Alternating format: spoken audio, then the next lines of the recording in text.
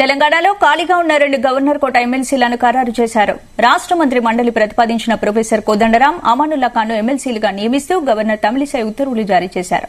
గతంలోనే 2 ఎమ్మెల్సీలను నియమించాలని ప్రభుత్వం నిర్ణయించింది. కానీ గతంలో నియామకాలను గవర్నర్ రద్దు చేయడంపై దాసోజు శ్రవణ్ కుమార్, సత్యనారాయణలు హైకోర్టును ఆశ్రయించారు. దీంతో కోర్టు పరిధిలో తేలే వరకు ఎమ్మెల్సీగా ఎంపిక ఉండదని గవర్నర్ తెలిపారు.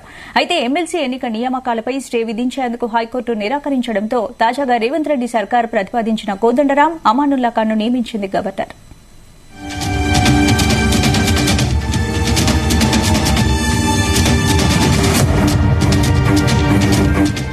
ఇదే అంశానికి సంబంధించి మరిన్ని అప్డేట్స్ మా బ్యూరో చీఫ్ నరేందర్ అందిస్తారు. నరేందర్, రైట్ స్పందన. తెలంగాణలో ఖాళీగా ఉన్నటువంటి 2 గవర్నర్ కోటా ఎమ్మెల్సీలను గవర్నర్ ఖరారు చేసింది కాసేపటి క్రితమే. ప్రొఫెసర్ కోదండరాం అందరికీ తెలిసినటువంటి వ్యక్తి. కోదండరాం ఉద్యమ సమయంలో జేఏసీ నేతగా, అదేవిధంగా కొత్త జాయింట్ యాక్షన్ కమిటీతో పెద్ద ఎత్తున ఉద్యమాన్ని ఉడుకులెత్తించినటువంటి వ్యక్తి. అలాగే ప్రొఫెసర్ కూడా, ఆయనే రాజకీయ పొలిటికల్ సైన్స్ కూడా చెప్పినటువంటి ఒక ప్రొఫెసర్ గా కోదండరాం పేరును రాష్ట్ర ప్రభుత్వం కేబినెట్ లో చర్చించి ఫైనల్ గా గవర్నర్ దగ్గరికి గతంలో పంపించింది. ఎటకేలకు ఆయన పేరుని ఈ రోజు డిక్లేర్ చేసినటువంటి సందర్భం. ఇక అమానుల్లా ఖాన్ ఒక పత్రికకు సంబంధించిన, ఉర్దూ పత్రికకు సంబంధించినటువంటి వ్యక్తి. ఇతను చాలా సీనియర్ జర్నలిస్ట్ గా, అదేవిధంగా ఒక మైనారిటీ కోటాలో ఆయన పేరును కూడా కాంగ్రెస్ ప్రభుత్వం, ప్రస్తుతం రాష్ట్ర ప్రభుత్వం ఈ పేరును కూడా ప్రతిపాదించింది. ఈ 2 పేర్లను కూడా గవర్నర్ తమిళిసై కాసేపటి క్రితమే ఒకే చెప్పి ఉత్తర్వులు కూడా జారీ చేయడం కూడా అయిపోయింది. అంటే వాస్తవానికి గత ప్రభుత్వం, బీఆర్ఎస్ ప్రభుత్వం సెప్టెంబర్, అక్టోబర్ నెలల్లో దాసోజు శ్రవణ్ బీసీ సామాజిక వర్గానికి సంబంధించిన వ్యక్తి. ఆయన కూడా చదువుకున్నటువంటి ఇంటర్నేషనల్, బట్ అదే సమయంలో కొంచెం పొలిటీషియన్ గా, ఫుల్ టైం పొలిటీషియన్ గా ఉన్నాడు. అయితే కోదండరాం తో పోల్చుకుంటే ఆయన పూర్తి స్థాయిలో రాజకీయంలో ఉన్నాడు. కోదండరాం టీజేఎస్ పార్టీ పెట్టినప్పటికీ కూడా ఆయన విద్యా రంగంలో చాలా ఏళ్లుగా, దాదాపు 40-50 ఏళ్లుగా ఆయన విద్యాభ్యాసంలో ఉన్నాడు. కాబట్టి ఆ ఇష్యూలో పెద్దగా గవర్నర్ తప్పుపట్టిన పరిస్థితి కనిపించలేదు. అదేవిధంగా జేఏసీగా ఉద్యమ నాయకుడిగా కూడా ఉన్నాడు. అయితే ఇక దాంతో పాటు శ్రావణ్తో పాటు ఆ రోజు సత్యనారాయణ పేరు కూడా ఆనాడు బీఆర్ఎస్ పార్టీ ప్రతిపాదించింది. బట్ పూర్తిగా వీళ్ళు పొలిటీషియన్స్ గా ఉన్నారు కాబట్టి గవర్నర్ కోటాలో ఎమ్మెల్సీలను చేయడం కుదరదంటూ రాష్ట్ర ప్రభుత్వానికి చెప్పి పంపారు. దాని తర్వాత ఆనాడు రాష్ట్ర ప్రభుత్వం, బీఆర్ఎస్ ప్రభుత్వం హైకోర్టుకు వెళ్ళింది. హైకోర్టు తర్వాత అది పెండింగ్ లో పడింది. రీసెంట్ గా కూడా కోర్టు తీర్పు వచ్చిన తర్వాత కొంత దాని మీద ముందుకు వెళ్తుందని కూడా గవర్నర్ నుంచి, రాజ్భవన్ నుంచి వర్గాలు లేదు. ఇప్పుడు కొంత క్లారిటీ రావడం నేపథ్యంలో ఈ రోజు గవర్నర్ తమిళిసై ఇప్పుడు ఏదైతే కాంగ్రెస్ ప్రభుత్వం ఉందో ఇప్పుడు ప్రతిపాదించినటువంటి కోదండరాం, అమానుల్లా ఖాన్ పేర్లు ఫైనల్ గా ఎమ్మెల్సీగా నియమిస్తూ గవర్నర్ ఉత్తర్వులు జారీ చేసినటువంటి సందర్భాన్ని మనం చూసాం.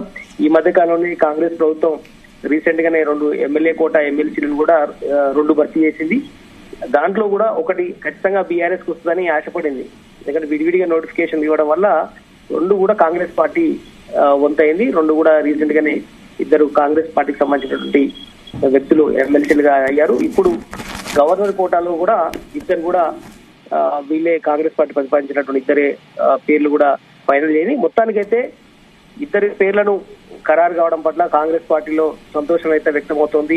కోదండరాంకు మాట ఇచ్చారు. గతంలో ఎన్నికల సమయంలోనే టీజేఎస్ పార్టీ పూర్తి స్థాయిలో పోటీ చేయకుండా కాంగ్రెస్ పార్టీకే మద్దతు ఇచ్చినటువంటి సందర్భాన్ని చూసాం. సోనియా గాంధీ సహా ఇక్కడ రేవంత్ రెడ్డి గాని అందరూ కూడా ఆయనను పోటీలో పెట్టకూడదు, పూర్తి స్థాయిలో కాంగ్రెస్ సపోర్ట్ చేయమని కూడా ఆయన ఆఫీస్కి వెళ్ళడం కానీ ఇంటికి వెళ్లి మద్దతు కోరారు. ఆయన కూడా పూర్తిగా అపోజిషన్ పార్టీ చీలకూడదనే ఉద్దేశంతో చేయడం జరిగింది. కనుక ఆయనకు ఒక గిఫ్ట్ గా అనుకోండి, లేదంటే ఆనాడు ఇచ్చినటువంటి సందర్భంగా పెద్దల సభకు కోదండరాం లాంటి వ్యక్తి వెళ్లడం శ్రేయస్కరం అని కూడా రేవంత్ రెడ్డి ఈ మధ్య కాలంలో కూడా ఆయన స్టేట్మెంట్ ఇచ్చాడు. అట్లాంటి వ్యక్తులు ఉండడం వల్ల ఖచ్చితంగా మండలికి వన్నె వస్తుంది అని కూడా చెప్పాడు. అదేవిధంగా సీనియర్ నేతలు కావచ్చు, వివిధ రంగాలకు సంబంధించినటువంటి వ్యక్తులు ఉండాలి. ప్రొఫెసర్ నాగేశ్వరరావు లాంటి వ్యక్తులు గతంలో తానున్న టైంలో ఎమ్మెల్సీగా ఉండేవాళ్ళని రేవంత్ రెడ్డి కూడా మొన్న స్పెషల్ ఇంటర్వ్యూలో చెప్పాడు. అట్లనే ఇప్పుడు అమానుల్లా ఖాన్ కూడా అదే కేటగిరీకి సంబంధించినటువంటి ఒక పత్రికా అధినేతకు సంబంధించిన వ్యక్తి కాబట్టి ఖచ్చితంగా 2 రాష్ట్ర ప్రభుత్వం ప్రతిపాదించడం, గవర్నర్ ఓకే చెప్పడం, ఇదంతా కూడా చకచక జరిగిపోయింది. మొత్తానికైతే ఈ సస్పెన్స్ కూడా తెరపడినట్టే అయింది. ఎందుకంటే బీఆర్ఎస్ వాళ్లకు అవకాశం వస్తుందేమో అనే చివరి దాకా వాళ్ళు ఎదురు చూసిన సందర్భం ఆనాడు కోర్టుకు వెళ్ళిన సందర్భం కాబట్టి. బట్ ఫైనల్ గా గవర్నర్ తీసుకున్నటువంటి నిర్ణయం అనేది కోదండరాం కావచ్చు, అమానుల్లా ఖాన్ పేర్లు ఫైనల్ కావడం పట్ల ఖచ్చితంగా 2 ఎమ్మెల్సీలు భర్తీ అయినటువంటి సందర్భం. Right, thank you.